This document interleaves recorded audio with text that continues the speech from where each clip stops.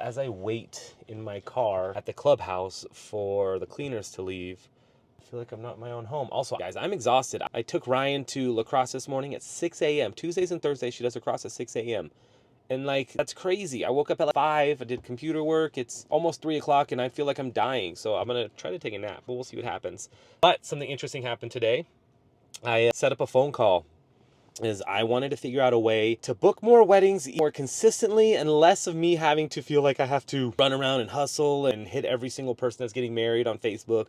Because at my price point, I'm not the cheapest photographer, which means I have to work a little bit harder to get people to understand the value of what I do. And I do it every year. I do it fine, but I just want something a little easier. So we are going to talk about my WeddingWire sign up today.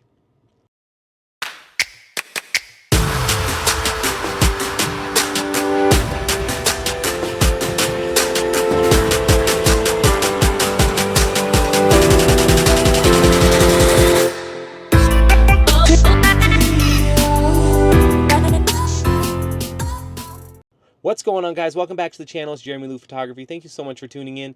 Guys, if you're new to the channel, please consider subscribing.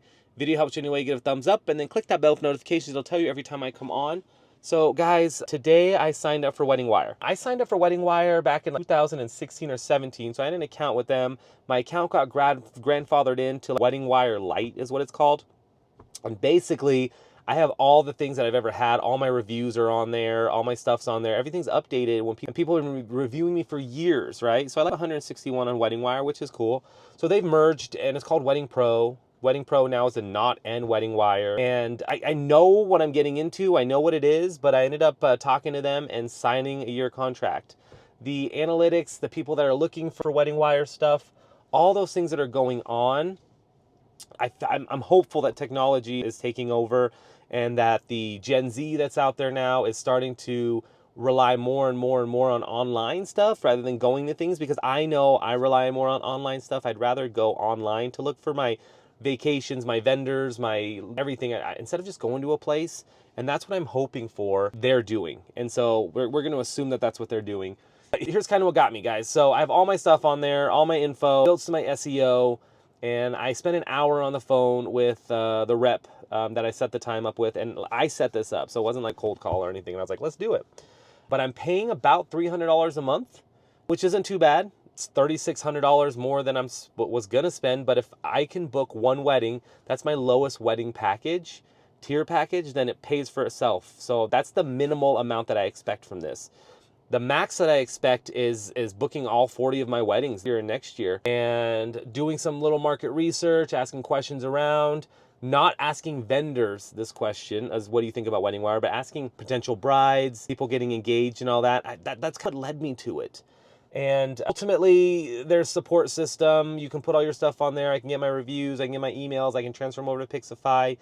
But I'm going to let you guys know, this is day one. So I'm going to check back in 3 months and 6 months and 9 months and a year and let you guys know what I really think of it, because I am a skeptic for WeddingWire, faux show, super skeptic. And I want to make sure that we can answer this question right now. So I did 2017. I wasn't happy with it because I wasn't getting leads. And then when I would call them to ask, the leads would show up magically 2 days later. I would get 2 random leads that never called me back. And I expressed my concern to them. It's very political on these phone calls. It's very like, oh, we can't really, they're selling. I get it. They're selling. So I have to read between the lines. And I don't feel like I got sold to. I feel like I asked my questions and I made it work. So let's check back in 3 months. I'll let you guys know when you see this. Ask questions in it. I'm happy to answer it. I'm paying about $300 a month. I did the lowest tier possible, which is still good. In my area, not a single person did the top tier. So I'm not going to do a top tier. What that means is like when you look up wedding photographers on Knot or WeddingWire, you're the first to show up. There's a next one called Pro maybe or something like that. I can't remember what it was. There was another one above it. And there's like 5 or 6 people on either one, but then on the next one down. So basically I'm still on the first page of the searching, which is what I want. And there's also other photographers that I've never heard of before in my entire life. And I'm like, this is my region. I had to recheck to make sure that I was in my area. So there's people out there. There's people shooting, doing the things. The one thing that they didn't ask me that kind of threw me off was they didn't ask for any credentials. They didn't ask for like your business license, your insurance, verify that you're an actual, and maybe because I had it before, maybe they vetted me. I don't know, but they didn't. Anyways, I'll keep you guys updated. Hopefully the cleaners are done. I am exhausted. I'm going to try to go up to the house and then take a nap. Anyways, thank you guys so much for watching. I will talk to you next time. Bye.